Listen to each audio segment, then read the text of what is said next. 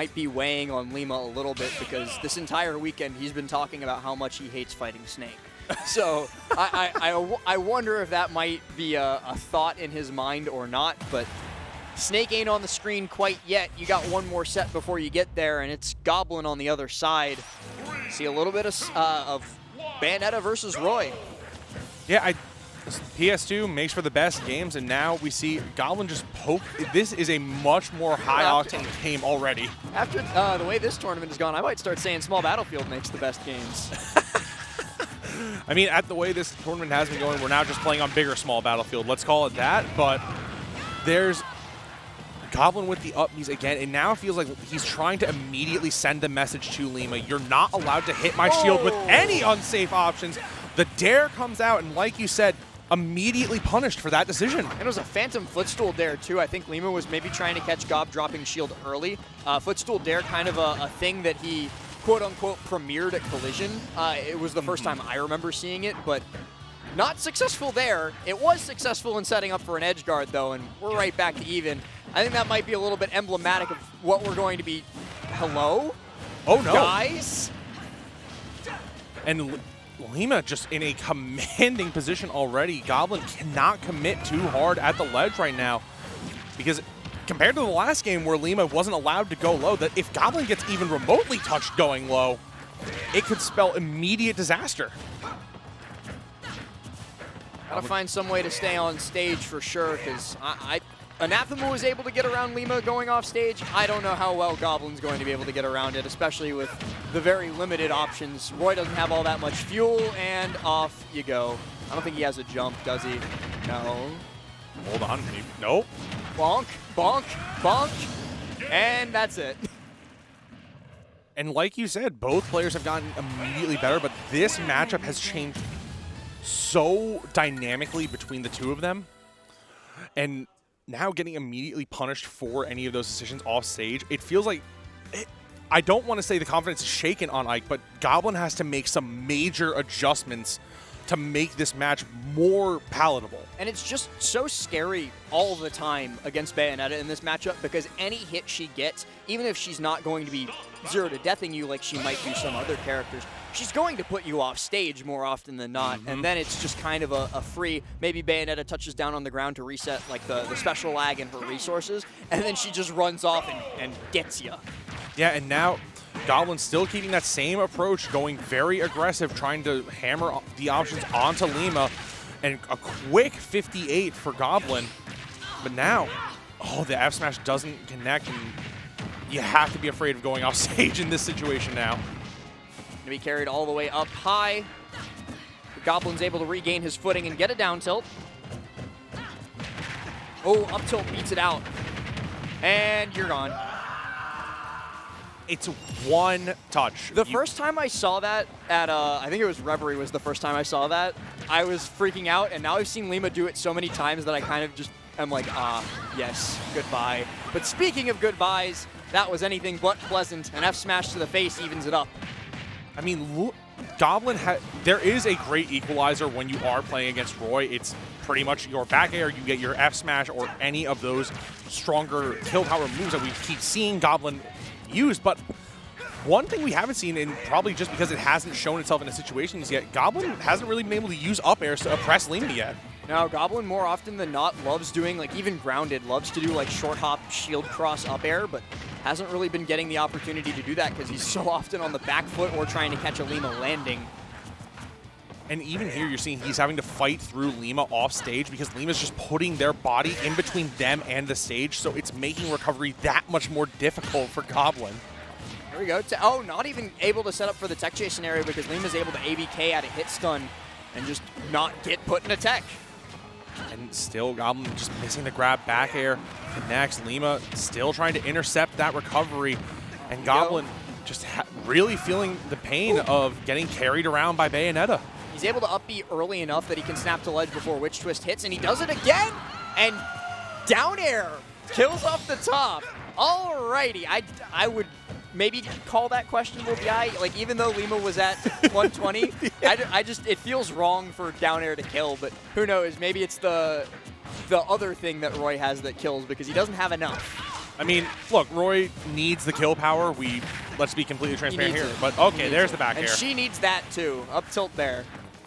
But at this point now, you can see Goblin's definitely trying to win that round. There we go. Here we go. Yep. And now some of these aerials are coming out to play for Goblin, trying to control with that ground speed. Because the second you are trying to play that air-to-air game against Bayonetta, it's an immediate losing situation for Goblin. Trying to be tricky on shield. Eventually gets the poke with the witch twist, but Goblin's able to up air through that, get a little bit more damage on the board. Lima definitely the one in a lot more danger here than Goblin is, especially with Goblin keeping his back towards that Pokeball. That's a big adjustment that he made between games 1 and 2. They are firmly planting their feet on the ground and making sure that they are not getting stuck into the corner and then stuck off stage, but it still could happen here. Oh no. Yep. Very, very cool use of Witch Time from Lima. Pops him up with the double Witch Twist and then falling back air for the stock. Man, Lima is playing on fire so far throughout this set.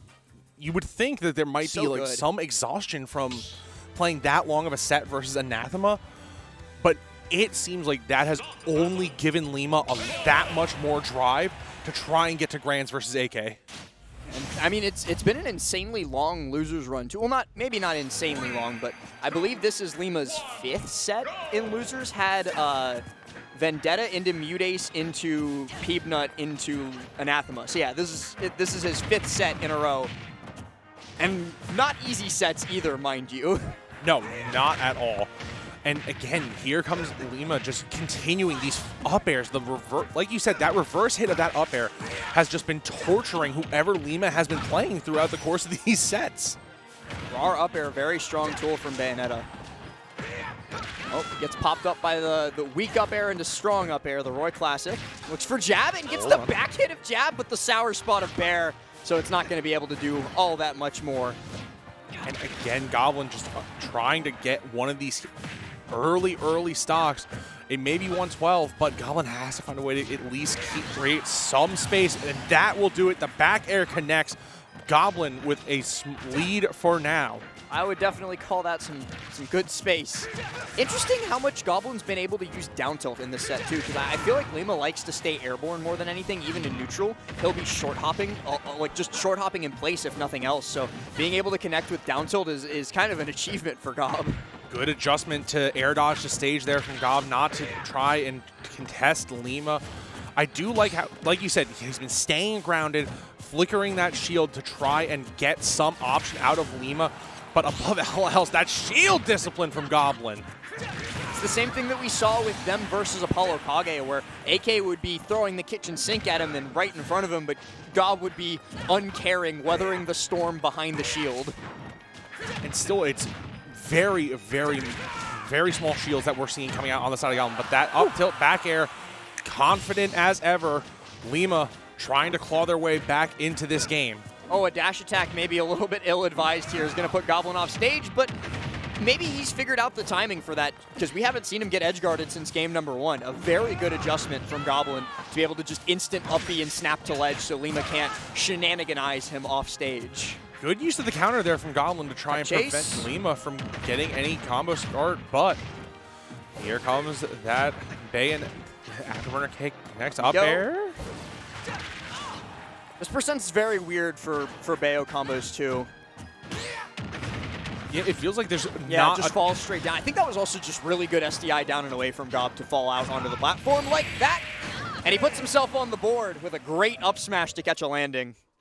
Okay, so this is where Roy can find hopefully some footing to claw his way back into a game. We saw this happen last time. Anathema jumps up 2-0, gets a point on the board, and it's slow. Lima gets a point on the board, slowly claws it all the way back to a game 5. I love this matchup too, and I see chat talking about it, because Roy gets star KO'd so much, so you get to hear the scream of despair over and over. Yeah, Roy really lets you know that the star KO is a real problem. It's definitely the second best though, because nothing tops. I never learned how to read.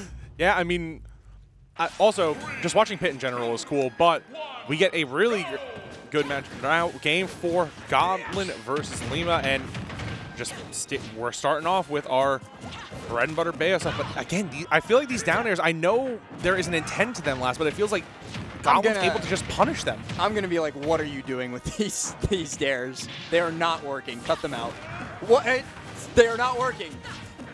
Oh. Gets back to stage. Bayo always makes it back from that distance as long as she has her resources. But I don't know why we're daring here. Oh, that was beautiful. Yeah, that's... And he makes it back! Goblin, you are insane! Goblin just preserving their resources, making sure they are holding on to these jumps for the dead last second. Tries to air dodge. It gets called out again, but hold on! The magnet hands? Twice now. I cannot believe Goblin is alive. Yeah, finally giving up the ghost, paying for the contract with the devil to get those recoveries back. I mean, not once, but twice Goblin is able to come back from the absolute depths, but Lima carrying out. Goblin's SDI has been fantastic on these witch twists. Yeah, he has. A couple of times is like maybe accidental, maybe Lima's messing them up. I'm never 100% certain on it, but this frequently falling out of witch twist and ABK means that Goblin is on something. Yeah, you can see Goblin is absolutely SCIing all these situations, but now that cross-up up air just not enough right now, and Goblin, like you said, normally gets a lot of these cross-up up airs or just pokes the shield with the falling up air to get some momentum, but it feels like Lima just is not engaging on the ground or giving him any opportunities to set up advantage. Yeah, we talked about the recovery mastery from Goblin, but this game so far, it's not really been enough because he's not been able to get any solid hits alongside those recoveries. Great tomahawk F throw for stage positioning, but Goblin just air dodges high. Lima seems to be like 100% committed to covering low every time. Yeah, I mean, going that... there's not a ton of risk, you know, like Lima wants to cover that low option because if Goblin does go there, it's basically a... And another star KO, yay! We get the Royale, but hold on, that's...